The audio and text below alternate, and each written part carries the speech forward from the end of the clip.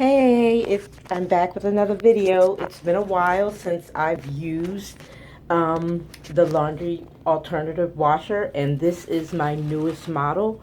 I got this in August to launder school cleaning supplies, cleaning rags, mop heads, stuff like that.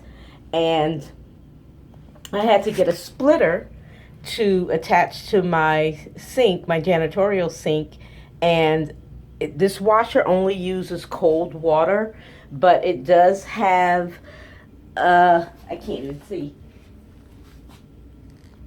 It does have normal, heavy duty, quick wash, normal 120 degrees, diaper magic for diapers if you really want them sanitized, intensive hot, gentle wool, rinse spin, spin only, and it has a tub clean. So once you push that tub clean, it's going to sanitize your washer, and I especially use that since I do a lot of mop heads, and sometimes I get student clothing if they make a mess and they need to change.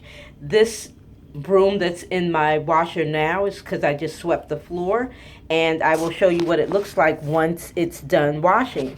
So right now I'm going to turn on the water, and I'm going to add my laundry detergent in 1 second. Hold on. Sorry for moving around so much. I'm using my phone.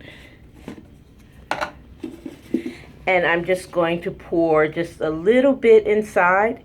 Usually I measure, but that will be just enough.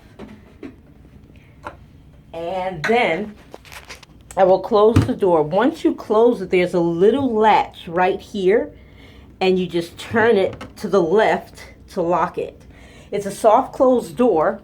It closes by itself. And if you want to check on how the wash is doing, you have to hit the pause button.